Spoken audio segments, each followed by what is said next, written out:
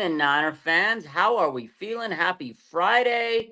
Let's get into it. There's a lot to talk about today. I know I haven't been live for the last few days on YouTube. I was live on Instagram last couple of days. Just been a lot of work, a lot of busyness, but we're here to talk about everything that happened over the last couple of days. There's actually been a lot to happen. Specifically this morning, Brandon Aiyuk, the video came out actually last night on the Nightcap podcast, but today all the content came out. And then not only that, the 49ers went and signed an offer sheet to a tight end. We're going to talk about that. And yesterday there was some closure, I guess you would say, in the Armstead situation. We're going to talk about that too. So BA rumors, I know they're getting kind of crazy, but today Brandon Aiyuk addressed it himself. And we're going to talk about that. But how's everybody feeling? Make sure you guys hit that like button. Welcome to the show Friday night. Been a busy week. I hope everybody's having a great week. And you know what? This offseason is kind of going quick. Today, the 49ers offseason schedule was announced. Honestly, before we get into this kind of just tells you how quick the offseason is going. Check this out. Today, Matt Barrows he tweeted out the actual schedule for the 49ers workout and OTA dates, right? April 15th is the first day back. That's literally 2 weeks. 49ers are back in training in 2 weeks. You've seen some players getting ready. They've been shown their training videos. Some players have had surgery. They're rehabbing. OTAs start in May 20th. May 20th. OTAs are back, ladies and gentlemen. And then mandatory minicamp. Mandatory minicamp starts June 4th. Can you believe that? Can you believe it? We are right around the corner. Football's back already. It's crazy. The draft is later this month in April. Sorry, later next month. In my mind, it's already April. But it's kind of crazy. But today, the big news was Brandon Aiyuk, because the big question is, will Brandon Aiyuk be around when training camp starts? That's the question on everybody's mind. Let's play the video. Again, Brandon Aiyuk was on the Nightcap podcast with Chad Ochocinco and Shannon Sharp, and he gave his explanation of, what the whole cryptic post he had on Instagram was the other day. You remember money talks, bullshit walks, that whole situation. And not only that, but he just kind of shared his thoughts on what he expects going on to contract negotiations. Don't take my word. I'm going to play the video. You guys can hear what Brandon Aiyuk said himself. Yeah, but it's listen, there's certain things that we can see from the outside looking in. I can see. So when it comes to, and I hate most of the time, players don't really like to talk about their contract negotiations or anything having to do with money, but I will do it for you. You don't have to say anything, but appreciate that. You are so fucking valuable to that offense. You are what I call a true number one who can play on the outside. You can play on the inside. You can beat any goddamn coverage there is that's out there. You're one of the few players in the NFL that plays receiver where you don't need your offensive coordinator's help to get open. When the coach tell you, I need you to get open here on 3rd and 2 or whatever it is, no matter what they got lined up in front of you, you one of the few that can go out there and get open on the muscle. So I don't understand what the issue is over there with the GM and your owners, but just understand you deserve to get paid. And I ain't just talking about any money. I'm talking about 30, 32 a year. And I need 3%. I appreciate that. I appreciate that. I appreciate that. Hey, I appreciate it. I ain't have to say, because you know what I'm saying. Yeah, don't do that. Don't do that. I appreciate that. I appreciate that. I appreciate that. So Brandon, when obviously your representative have been talking to John Lynch, who's the general manager, and there've been the swirlings about he's going to get traded, blah blah blah. But John Lynch came out earlier this week and said, "I promise you, nothing is going on there." And then you had the IG story with the emojis, the money, the talking, the BS, and the walking. So what's been relayed to you, as much as you can divulge, what's been relayed to you through your representative?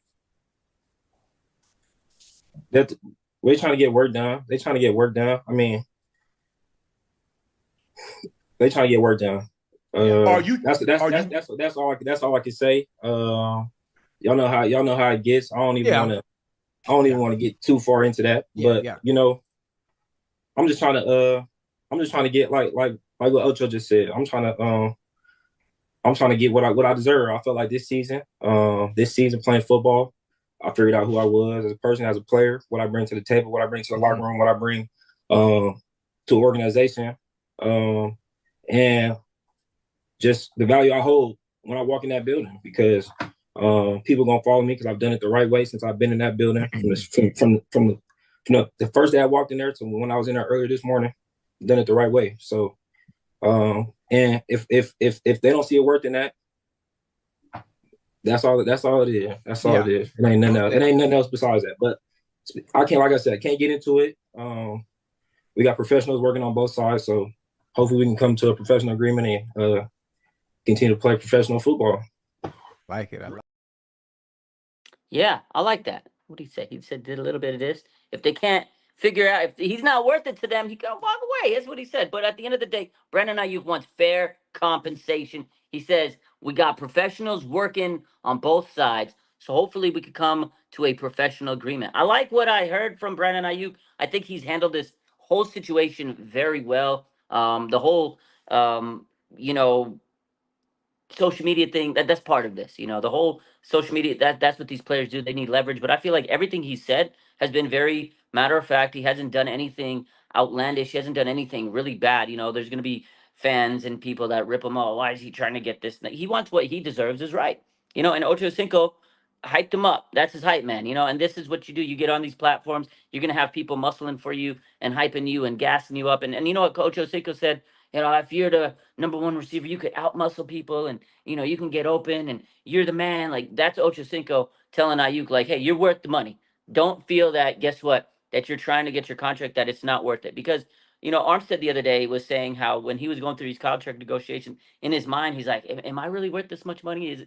You can't doubt yourself. No matter if it's football or any job, you have to believe you're worth a certain amount of dollar. Like, that's what you put on the table. If they believe it, cool. If they don't, then you negotiate. And if they really don't want to come and meet you halfway, then you do this. Like he said, you walk away. Money talks, bullshit walks. If they're not about it, they're not about you, find someone that is. But I think the 49ers are very much about Brandon Aiyuk because that's everything John Lynch and Kyle Shanahan have said. Shanahan said have patience. John Lynch says we want him on this team very much so. He said it multiple times this week. So I think Brandon Aiyuk didn't say anything inflammatory. I think he kept it 100. He knows he can't say too much, and I think he very much handled this in a very professional manner. Ocho Cinco tried to get him to open up and explain himself, and I think Brandon did a good job in the means and the parameters of what he's allowed to say. You can't really say much. You're in this contract negotiation, you're in this weird situation. He didn't talk bad about the team. He didn't talk bad about anybody. He was actually, if you watch that whole podcast, it was actually a very good podcast. And, he gave a lot of good information. He actually talked highly about Brock Purdy and a lot of other parts of this team, and they told him how good he is as a blocker. They were telling him these are the reasons why you should get paid. And I agree with the things they said. Brandon Ayuk's a very special player. He's young. He's entering the prime of his career. This is his first extension in the league, and this is part of the business. And I think he did a very good job in explaining himself. But we'll play the Purdy, what he said about Purdy in just a minute. I did post it on my YouTube and I believe my Instagram. But we'll play that clip and we'll hear what he had to say. But what do you guys think? Do you think Brandon Ayuk's handling the situation well? Are you upset at how he's going about this process? Are you afraid that Brandon Ayuk's not going to come back to the Niners? Because I think he's coming back. I think both sides are doing a very good job. I do want to play back what John Lynch said earlier this week. So I think it's very important for the context. Let me play what what John Lynch said after we just heard what Brandon Aiyuk said, and then share your thoughts in the comment while we're, listening. I know. Pittsburgh radio guys. I know. I'm sorry to disappoint him. I was just with Mike Tomlin and, at the Michigan Pro Day, and Mike coached me, and so we're very close. And he's like, "Bro, what's going on?" Like, I promise you, we got nothing, and nothing's going on there. We're actively talking with Brandon, trying to figure something out, and I always talk, we have a good history of working with the guys we want to get done to get something done, and it takes two sides. So can we do that? We'll see. There's a number of different directions, that it could go, but we appreciate the heck out of Brandon and who he is as a player, and we want him to be a part of the Niners, and so we're going to work towards making that a reality. So you're looking. So John Lynch, he says they're working, they're trying to get it done. We want him to be part of the team. He said that twice in the last 2 months, at the combine and this. So we want Brandon Aiyuk to be part of this team. It's very important. I think Brandon wants to be part of this team. He's talked highly of Brock Purdy, which we'll play today. But, overall, I just really feel like the team, they're going to get it done. It's a negotiation process. And, I like what Steven says here. We can't let Brandon Aiyuk go and replace a new wide receiver from the draft. We don't want another Buckner situation. We really don't want that situation. The Niners got egg in their face that whole year when that happened, and I feel like that was the one decision I think John Lynch regrets. And if you ask him, he'll probably tell you straight up, like, yeah, we messed up on that. We picked the wrong guy. We tried. It is what it is. It's a business.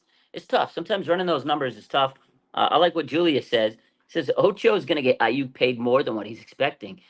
Yeah, man, Ocho Cinco should be his agent. Ocho was gassing Aiyuk. I love that. And I'm sure Aiyuk loved it mentally. He's like, all right, these guys see my shit. Okay, I love you, Ocho. It's respect from a veteran OG receiver, Ocho Cinco. But yeah, man, he cranked that hype up. He cranked the hype up. He put his stats on board.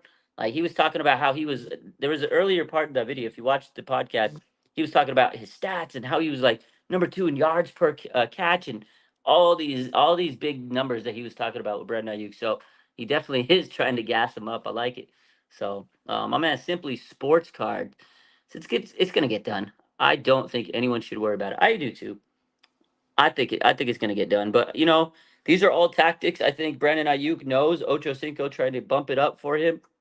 That's tried to gas it in his favor. The Niners, obviously, they're not going to pay him 30 million like Ocho Cinco said, 30 to 31 million. That was a crazy number. I don't think they're going to pay him that number, but I think they're going to find a number that Brandon likes. I think they're going to find a number that the team likes, and they're going to make it happen. They do this every year. But again, I really feel like Brandon wants to be a part of this team still, and moving forward, this is where he wants to call home. The Niners want to call him a player on this team for many years. So let me play the clip he spoke highly of Brock Purdy, his QB1, and hopefully his QB1 for a long time. Let's play that clip. Speaking of, I'm going to ask you about your quarterback, Brock Purdy, man. He passed for over 4,000. He had 31 touchdowns. Obviously, he was third in the NFL with those stats. But for some reason, he still has some doubters. What do you think is a case for that? And what is it like playing with Brock? I mean, he played on the Niners. They gonna take forever. They're gonna take until the last moment possible to say, all right, we're gonna give him his credit, but we cool with that. We cool with that. I feel like he's an underdog. Myself, I feel like I'm an underdog. But you can't hold an underdog down for too long. Like you can't hold him down. No matter how hard you try, you ain't gonna hold him down. So I enjoyed playing with him. I had a lot of fun playing with him. But we had only just got started, so we'll see what happens going down the road. And yeah, hopefully I'll continue to praise him. Which no matter how it goes, that he nice for real. So he nice. No matter how it goes, whether he's with the Niners or not, he knows Brock Purdy's nice. He nice. I like that. I like he threw that at the end. Like, who knows? How's it gonna go? You gotta have a flair for the dramatic. He's still not 100% guaranteed to return next season. So I get what he's saying, but I think he knows, man. He wants to be part of this team. He knows Brock is special, and they got that. They just got, like he says, they had just been getting started. Check out this stat. This was from Brandon Aiyuk and Brock Purdy. Brandon Aiyuk's stats with Brock Purdy: 84 catches, 9 touchdowns, 1,404 yards. It's pretty damn impressive, man. He has become a go-to guy, a big target for big Brock Purdy there. Look, the stats don't lie. As he said, that they're only getting started together. He's absolutely right. The sky's the limit between those two. The duo can get better. But Brock is nice. I like that. Brock is nice. He is. He's low-key nice, and I love that for this duo. I think they're going to be a great duo, and I feel like Brock really is going to get better and better. And, Brock Purdy's got a big contract coming up next year. We all heard Jed York over the week talk about how he expects Brock Purdy to get a massive contract, and that's a great thing. Might set the market or whatever the case is. I don't think he's going to set the market, but I think he'll get a very high contract. And that's why the Niners had to make some moves this offseason that may not have been friendly to some, and we'll talk about that. And, they had to cut some money here and there, had to get rid of some excess cap space and make some moves because they need Brandon Aiyuk back. And just like John Lynch says, he goes, they try to bring back the players they really want and they mean something to this team. They draft these players, they develop them, and then they pay them. And that's the way they do it, right? Nick Bosa, Deebo Samuel, Fred Warner, George Kittle, Deebo, all these guys, Brandon Aiyuk next. They draft them, they become really solid players for this team, and then they get a contract when it's time to come. Dre Greenlaw a couple years back had a contract extension with the 49ers, right? 2-year contract extension. They developed him. They, drafted him, developed him. So end of the day, the Niners have a good track record, as Lynch said. And now you have a quarterback and a wide receiver that could become really good together. And you want to see this continue to go, because if they're going to pay Brock Purdy all that money, you can't let him have all that money and not have his great weapons around him. You can't not have Brandon Aiyuk for Brock. They know how important Brandon is for Brock. So Brandon's not just important for the team. He's important for Brock and his development. If they're ready to hand Brock Purdy this massive contract, you think they're going to let Brandon Aiyuk go and get some other geek off the street? Because you can't. You can't just get another guy, because that development, that chemistry that they've developed is special. Yeah, you can go get another receiver, but you have to develop their chemistry again. Are they going to be the same? Brandon Aiyuk and Brock Purdy go together like peanut butter and jelly on a sandwich. They really do. So at the end of the day, you have to get this deal done, because it's not just good for now for Brandon Aiyuk. It's good for the future when you extend your quarterback. He needs his weapon. He needs his ace in the hole. He needs his wide receiver one. That's his wide receiver one. It's not Kyle Shanahan's wide receiver one per se, maybe, right? Because he runs the offense through the run game. Run game so important. Christian McCaffrey, Deebo Samuel, they do certain things that other players can't do. But for Brock Purdy, his go-to guy is Brandon Aiyuk.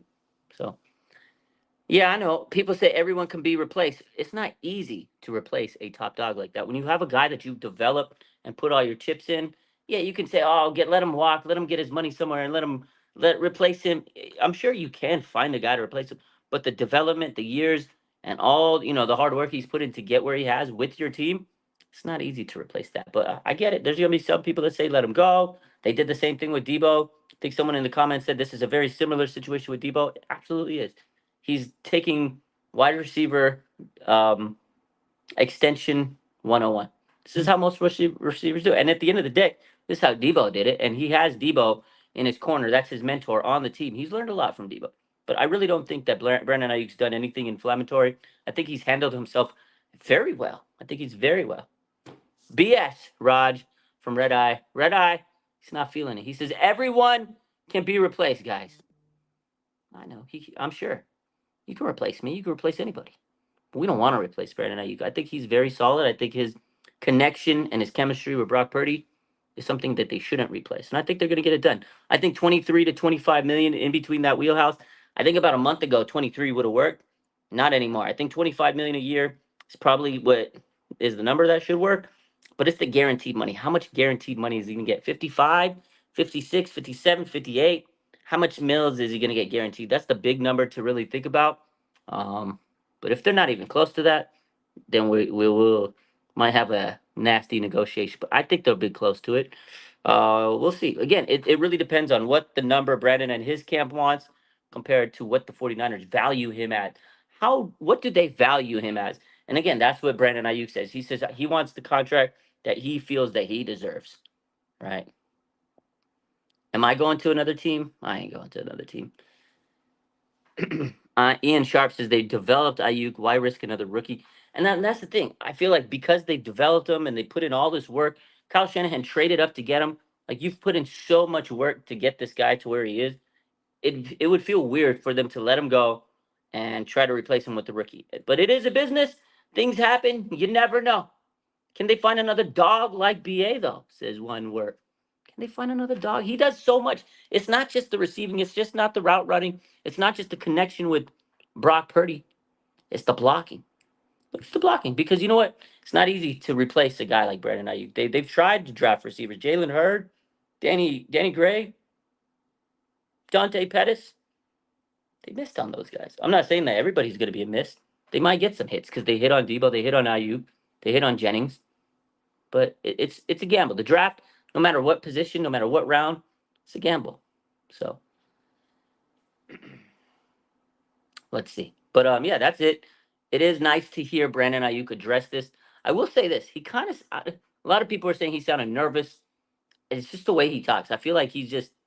I don't know. I just feel like that's his delivery. He's not one of those guys that pieces his words together, slowly. He kind of talks quick sometimes. I don't know if he's nervous. I just think that's the way he talks. Even when you see him at the podium, he doesn't say a lot. and then he just kind of has this weird kind of like skipping in his voice. I don't know. Some people are saying he's nervous. He sounded like he was like very emotional. I will say he probably was a little emotional. This is the first time he has ever had to do a contract extension like this. This is the first time in his career. This is a big moment for him. And I'm sure that he wants to make sure he gets the right money. He wants to make sure he plays this right. He doesn't want to get played. So I'm sure this is a very emotional thing. This is tough when you're talking about money, when you're talking about your future, when you're talking about your teammates, your owners. You know, I'm sure he loves the franchise. The franchise drafted him. They gave him his opportunity in the NFL. So yeah, like I've been emotional in in job situations trying to negotiate my salary and get a raise here and there. You just get to this point where you're like, you know what you got to say, but you want to hold certain words back because you don't want to piss people off. You got to say the right thing. So sometimes it's just he's trying to process things, and there's so much going on in his head, I bet, when this is all going on. So not a natural talker, probably not. I mean, it's not easy to get behind and talk to a lot of people, and especially this is a big, that was Shannon Sharp and Chad Ochocinco, two very legendary players. So being around them and talk to them. I mean, shit, I've talked to players and I'm like, oh crap, like, oh okay, you gotta build that up. But I think a lot of people are saying that today. I saw in the comments. I don't think he was nervous. I just think that's just his delivery. But maybe he was a little bit emotional because this is a lot. Mentally, this is draining, I'm sure, for him. I mean, it's draining for us as fans and content creators. I'm sure it's draining for him. So we'll see what happens. Pressures on Debo this season. It's got a lot of pressure, right? I don't know. Honestly, I don't think there's too much pressure. I think the pressure on Debo is the same as always. Everybody expects him to be a dog. Everybody expects him to earn his money. After 2021, everybody expects him to be this special player. But the injury that he had after he signed the contract, he didn't get to train. He wasn't in shape, and he had a hell of a ugly season that year, and he admitted it. But honestly, I think Debo kind of sliding on the radar because Brandon Aiyuk now getting the money, and then you got Kittle and what was his name, Christian McCaffrey. There's so many stars on this team, but I'm sure there's pressure on everybody. Pressure is going to be on Brock Purdy now. Can he do it again? Can he repeat what he did last year? Can he earn that contract that they're expecting to pay him? What if he falls on his face? What if he gets pie on his face? There's pressure on every player. So, my man Red Eye says BA is a bad communicator. Seen all his interviews like that. He's just like that. Stutters. Just not a good communicator. That's probably true because I did notice that too. It's not a bad thing. Public speaking is not everybody's forte. Sure. So you're probably right. He probably does have that just mentality sometimes where he's like behind the camera and he's fumbling on his words and whatever. Because I've seen him on other shows and sometimes I'm like, okay, my guy, but he's a very slow talker sometimes. But yeah, I've noticed that too. But hey, he gets the word across. He says what he has to say. He says what he has to say. I love BA, and I hope they pay him well, and I hope he gets his contract, and everybody's happy. So I know fans will. Once he gets his contract, people are gonna love him. Get his merch. Right now, it's this weird contract situations that the Niners. It's like they hate those players all of a sudden. The comments today were crazy on the post, but a guy that is getting a lot of hate, who's not on the Niners anymore. You know what? Let's talk about him. Let's shift from Brandon Aiyuk and his contract situation because there's still a lot left. That's pretty much what we know, right? Lynch said what he said. Brandon Aiyuk finally said what he said. He cleared up his Instagram post. Let's hear from another guy. You guys have seen the video. You guys have heard all the news about Eric Armstead. He said he felt disrespected by the 49ers. I haven't gone live here on YouTube over the last couple of days, so I didn't get the chance to talk to you guys. I think I went on live on Instagram, but let's talk about it. Eric Armstead said he felt disrespected from the offer.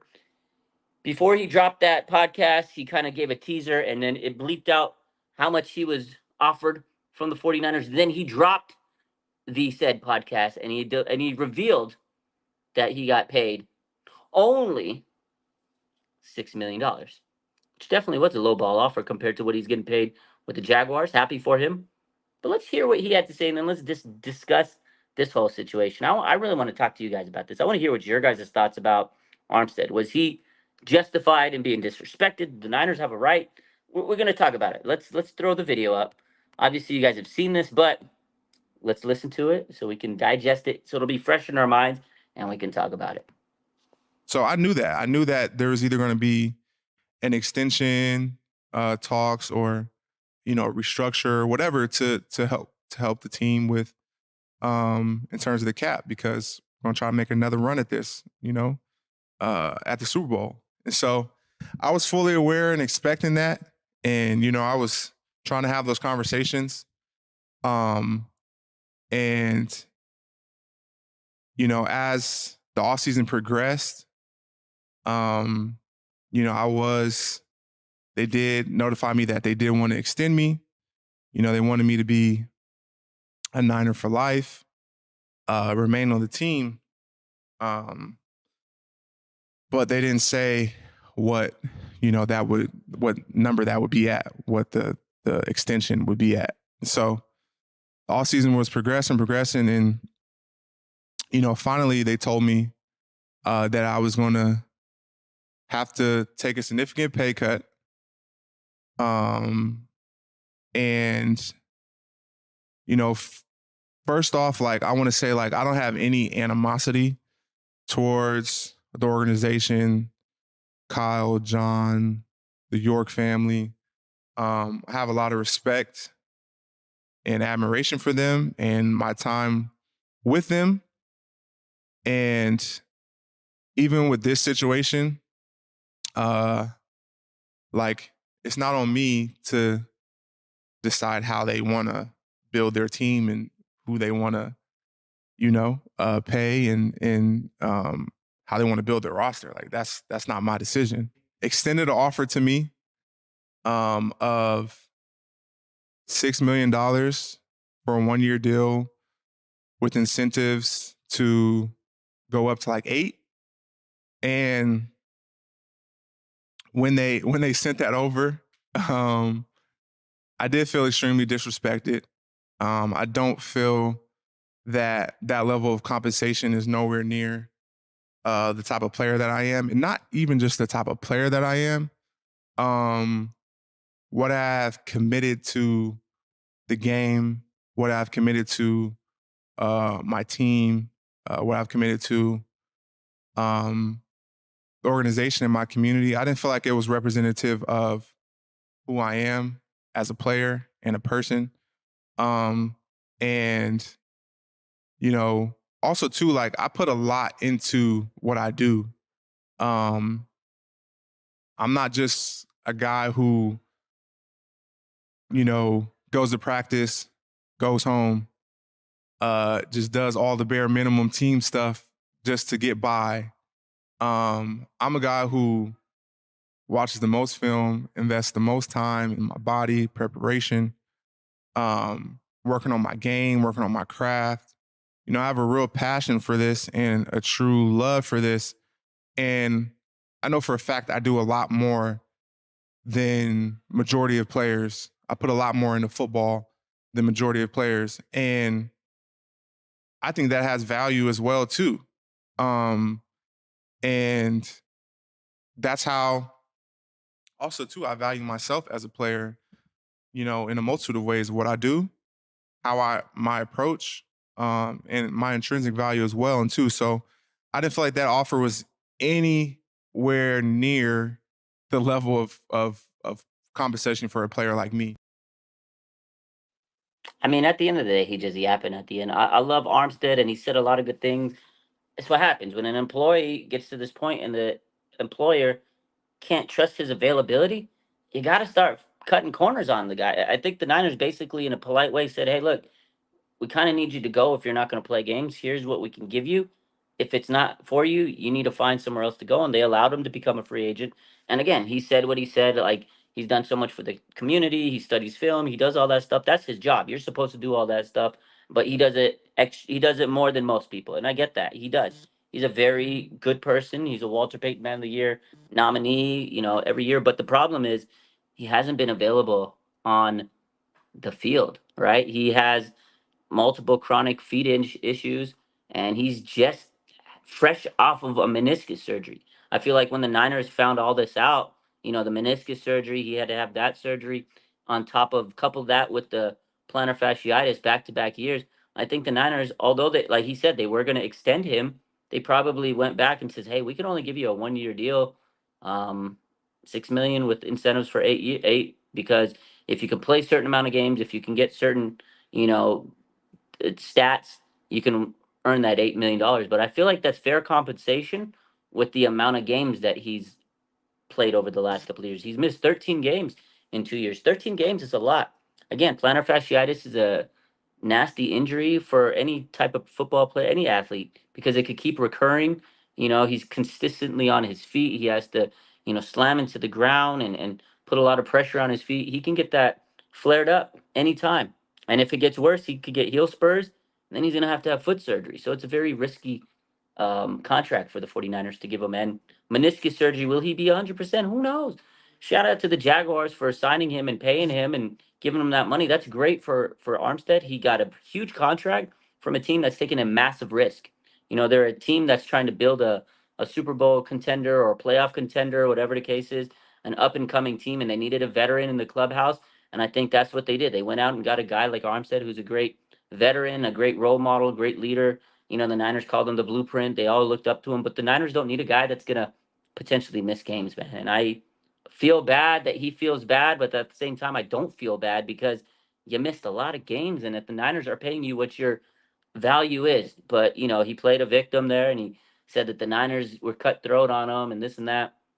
No, I honestly think the Niners at some point realized, hey, you had 2 years where you missed 13 games in between, and we lost a lot of money with you sitting on the bench. We can't pay you for being on the bench. It's unfortunate. It is a business. I see it from both sides. I mean, I see Armstead still feels like he has a lot of juice left in him, and he can continue to make some money and be a very effective player in the league. I feel like the Niners, they've ended that chapter. And there was a lot of people that say, oh, they weren't loyal to him, or he maybe said it somewhere in that podcast. I know I heard it somewhere through the grapevine where people were saying that maybe they weren't loyal to him, or he didn't feel like they were loyal. The Niners were loyal to him when they offered that extension in 2019. They kept him over DeForest Buckner. They didn't draft him. John Lynch and Kyle Shanahan didn't draft him. He was already there. They didn't have to extend the olive branch and extend him a couple years back, but they did. They picked him over Defoe. That was their loyalty back then. They showed their hand. They gave him their loyalty, and it didn't pan out. He had 2 years of injuries, and unfortunately, they chose him when they want, a couple years back. It was a tough situation, and they showed their loyalty to Armstead. And now this time, when the next kind of situation came, next contract situation, they had to pull back and say, hey, look, this is what we can give you if you want to stay on the Niners. This is what we can give you because we don't know if we could trust you to stay healthy. And in Armstead's mind, he says, hey, that's not a good contract for me. $6 million, a big hit. I get it. A lot of taxes, and you're not going to make what you feel comfortable making. Take your talents to South Beach. And that's what he did. So for Armstead, he got a good contract for the 49ers. They got out of that cap hit. And guess what? Now they can go use that money to sign Brandon Aiyuk or Brock Purdy or whoever they need to sign. It was a win-win for both sides. The Niners needed the cap relief. Aiyuk, Arik Armstead needed a fresh start. He needed a fresh start. Niners, they can't trust him. He had 2 years where you missed 13 games. So he had his chance. That's the way I look at it. I love Armstead, but I don't feel sorry for him. He's got six. We're gonna give him $6 million. You're gonna be mad about getting $6 million? I mean, hey, Jaguars paid you $53 million. So shout out to Armstead and, finding Trent Baalke to take him back. See, that's the guy that drafted him. Armstead was the guy that was, a Trent Baalke guy, not a John Lynch guy, not a Kyle Shanahan guy. It was a Trent Baalke guy. And the one thing Baalke does is draft players with knee issues. And again, no slight to Armstead. I think he's a fantastic player. His run defense has been great. He was fantastic in the playoffs. He had a beautiful Super Bowl performance. So he earned his money. And you know what, though? It is a huge risk to sign Armstead coming off a meniscus surgery. But you know what? Trent Baalke, he loves knee surgeries. So, hey, it is what it is. It is what it is. That's all. But, yeah, that's my take on it. 13 games in 2 years he missed. That's a lot of games to miss. I think $6 million was a fair contract for Armstead. But hey, that's just my take on it. I hope you guys, have your opinions in the chat. I feel like you guys do. Let's see what you guys say. My man, Big City Man says everybody from the 2019 team can go except Warner and Bosa. Time to reset the whole team with Aiyuk and Purdy and Bosa and Warner. Yeah, there's a lot of players that did leave. The 49ers, they know they got to stay fresh, to stay young. You can't have old heads forever. At some point, you got to get young. It's a young man's game. And I think that's what they're doing. They had 2 players they signed, Jordan Elliott, Malik Collins, been very solid players in their teams, Houston and Cleveland, 2 really good players. They're good on the run defense and they're durable. And that's what the 49ers did. This offseason, they went and signed durable players. That's what they need. Best ability is availability. You could be the greatest player in the world, but if you're sitting on the bench, what does that do for my team? What does that do for my team if you are sitting on the bench? It doesn't do nothing for me. It doesn't do nothing for me. But you know who does do something for me? The 49ers free agent signings. Let's talk about it. Today, they made a move, potential move. It's not official yet. Let's talk about this. I'm tired of Armstead news. I just had to get it because we hadn't talked about it on this platform. Now we can talk about it. Let's talk about it. Let me pull up a picture of the guy that they're signing potentially. This is early. We all know this news, but we're going to talk about it, right? We are going to talk about this big move the Niners made today. So 49ers earlier today, they made an offer sheet, or this guy signed an offer sheet from the 49ers. This is Brock Wright, a tight end from the Lions. He's a restricted free agent, signed an offer sheet for the 49ers. And now the Lions, because he's a restricted free agent, they can match that offer. They can match the offer, right? They can match the offer. Hold on, pic didn't show up right. Let's see. Here's the picture. They can match the offer from the 49ers. They have 5 days to match it. I'm going to pull up the actual numbers. We'll talk about this. So, hold up for a second. Fix this layout. Darn it. Sorry about that. Okay, here we go. So this guy's from Notre Dame. Sorry. He has his yak per reception, 7.1 yards per catch. He has 313 yak yards in 3 seasons. He's a pretty good blocking guy. He has some yak ability. He's definitely an upgrade over Charlie Warner, I feel, and that's what they're probably looking for. And, they didn't re-sign Ross Dwelly. And also, Charlie Warner signed with the Atlanta Falcons earlier this offseason. So they definitely needed a veteran tight end. The guy actually is pretty solid. I mean, he's not going to be this world buster. He's not going to be your tight end 1, but he is coming in for a contract worth 3 years, up to $12 million.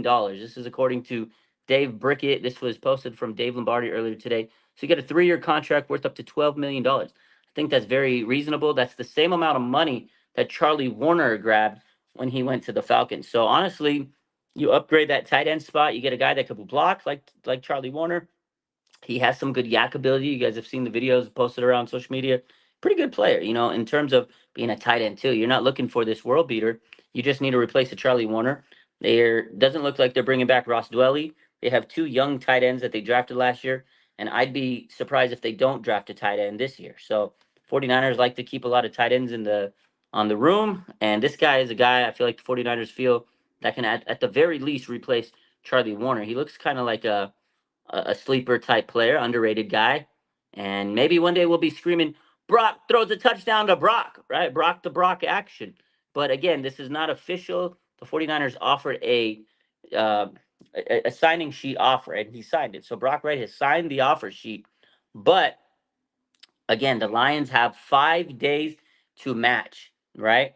So the Lions get 5 days to match. They won't get any draft pick compensation if they let him walk. So the Lions either sign the guy or let him walk to the Niners, and you get nothing back. You get no draft compensation pick. This is according to Dave Brickett again. 5th round, or 5 days to sign the match, or you lose the play. You just lose them. That's it. Restricted free agent. The rules are crazy. That's it. Niners said, all right, we want him, but he's restricted, so there's a waiting list on it. So we're going to have to wait. What's today? Friday? So Wednesday. If the Lions don't claim his ass by Wednesday, he comes to the Niners. So we'll be keeping an eye on this. I like the guy. I think he's a solid player. Again, very, very underrated tight end. He had some game-winning catches, some big clutch plays for the Lions. I posted a video on my Twitter. He had this crazy game-winning touchdown. It was 4th and inches, a game-winning touchdown against the Jets. This play was crazy, and he yacked him up. It was a pretty nice play. The guy's underrated, and his stats over the last 3 years. He has 43 receptions and 7 touchdowns. So in 3 years, he has 43 receptions, 7 touchdowns. Not bad, right? A yak guy, and he's a very good blocking tight end. So it's more productive than Charlie Warner ever was. I don't know. I think it's a decent guy. Hopefully the Lions don't sign him and the Niners keep this guy. 3 years, $12 million, easy money. I think this is a solid player that the Niners can add to their tight end unit. That's it. As simple as that. I like the move. Not a world beater, but hey, you need veterans, you need depth, and the Niners needed a tight end after Charlie Warner went to Atlanta. And again, they didn't re-sign Ross Dwelly. So solid tight end too. I agree. I like what Kawhi says. He says this guy's a solid tight end too, and will push Latu to be great, or will push him out. He's either going to push one of these rookies, Latu and Braden Willis, to either be good to make the roster, or you push him out. You're absolutely right, because guess what? Those 2 rookies did not do much for the 49ers last year. We were I don't know about you. I was very disappointed in the tight ends they drafted, especially Cameron Latu. He was a 3rd-round pick. People hated this guy last year. He had a meniscus injury.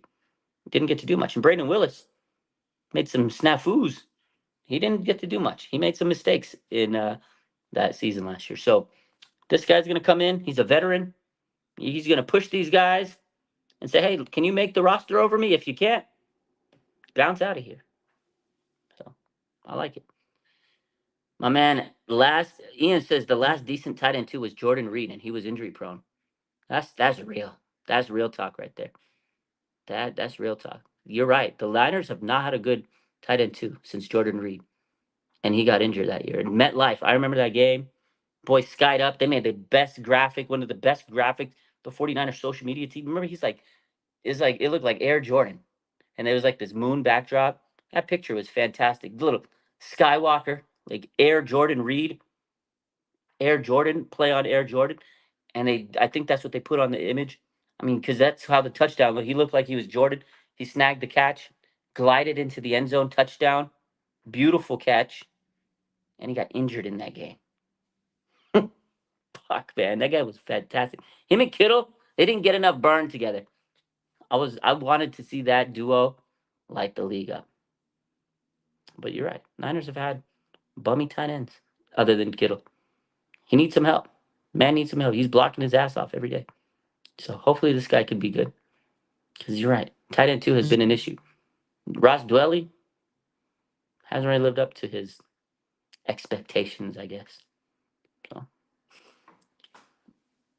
Golden Dragon 5 says 49ers still draft a rookie tight end in the 2024 NFL draft. I would put money on it. I'm pretty sure the Niners will draft a tight end. They are going to draft tight end come hell or high water, especially if the Lions claim this guy. And the Niners don't get him. Then they really need a tight end. But I think the Niners really want this guy because he's a veteran, and you need veterans at every position. I like this guy. He's very solid. But we'll see what happens. That's the news for today. Those are the big stories that we had to get to. And I apologize for not being live on YouTube over the last couple of days. Just been busy with work. I did try to get on Instagram over the last couple of days. So if you missed me, I'm sorry. I missed you too. Pretty much it. That's pretty much it. I feel like 49ers. Yeah, that's it. That's pretty much good news on the forefront. I think the one thing we didn't talk about today, and we might have mentioned it the other day, the 49ers anticipate Talanoa Hufanga will return from the ACL surgery sometime in training camp. So they do expect him back by training camp. This is according to Kyle Shanahan earlier in the week. They are sounding optimistic that he could return to 100%, but it's not a guarantee.